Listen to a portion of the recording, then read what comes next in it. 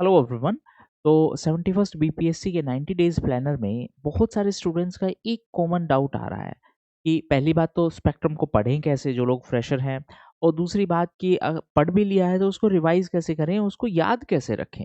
तो इसके लिए मैं कुछ एक छोटा सा आपके साथ एक स्ट्रेटजी शेयर करने वाला हूँ। आप ये इम्प्लीमेंट करिए, आपका जो स्पेक्ट्रम का रिटेंशन है वो काफ़ी इंक्रीज हो जाएगा।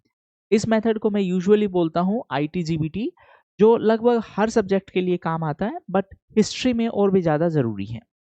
अब आईटीजीबीटी एक्चुअली है क्या, देखिए।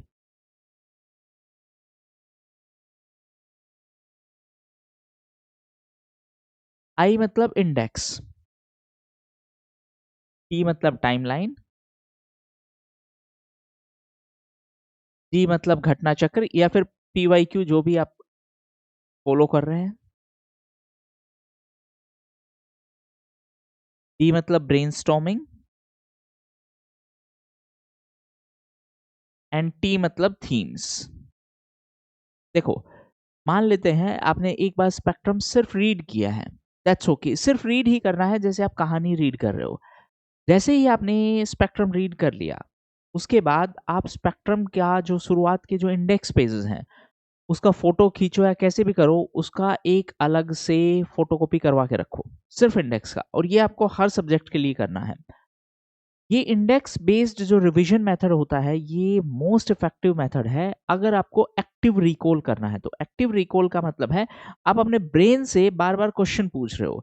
देखो, अगर आप एक्टिव रिकॉल करोगे तो आपका रिटेंशन कैपेसिटी ऑटोमेटिकली इंक्रीज हो जाएगा।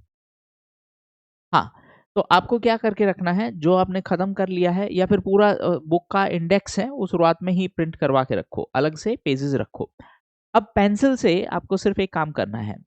इंडेक्स लिया, लेट्स से आपने पहला कोई भी चैप्टर पढ़ा है तो उस चैप्टर में इंडेक्स देखो और ट्राई टू रिकॉल कि क्या क्या मैं इसमें से याद कर सकता हूँ। अभी भी उसका कंटेंट देखने की जरूरत नहीं है, ट्राई टू रिकॉल। ठीक है, over a period of time धीरे धीरे आपको रियलाइज होगा कि कुछ इन्फॉर्मेशन है जो बार बार आप भूल जाते हो, और कुछ इन्फॉर्मेशन है वो आपको याद रहती है।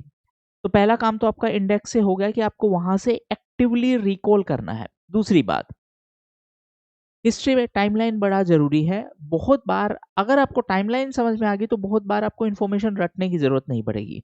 वो टाइमलाइन भी आपको यहीं से समझ में आ जाएगी। क्योंकि जो इवेंट्स हैं इंडेक्स में वो एक क्रोनोलॉजिकल ऑर्डर में लिखी हुई हैं, तो वहाँ से आपका टाइमलाइन का भी काम खत्म हो जाएगा। लेकिन जब आप वापस उसको रिवाइज़ करेंगे तो कोशिश करिए हमेशा रिवर्स क्रोनोलॉजी में चलें। रिवर्स का मतलब क्या है? 1941 47 से चलें और पीछे की ओर जाएँ।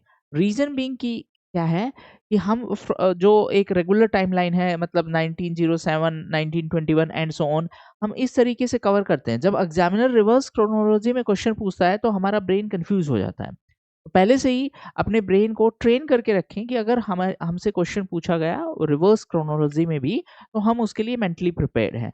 जैसे फॉर एग्जांपल बच्चे को 2+2 रटवा दिया, उसने रट लिया, लेकिन जैसे ही आप उससे 3+3 पूछेंगे तो उसका प्रोसेसिंग टाइम इंक्रीज हो जाएगा। हम सब के ब्रेन के साथ यही प्रॉब्लम है।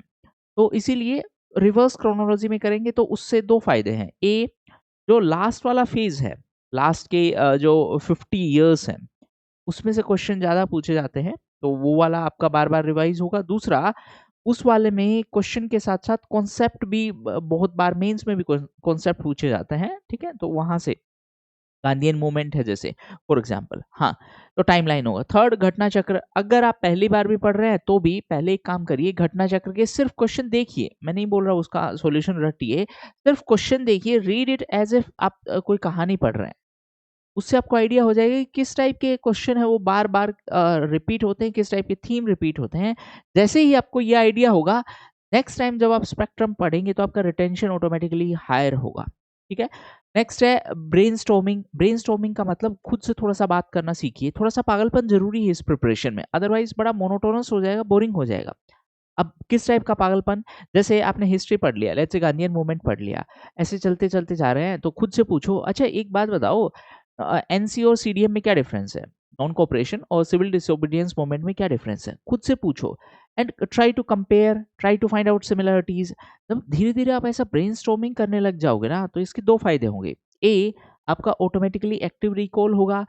बी, आप मेंस में आंसर लिखते टाइम हेजिटेट नहीं करेंगे, क्योंकि अल्टीमेटली इन्फॉर्मेशन है आपके पास में।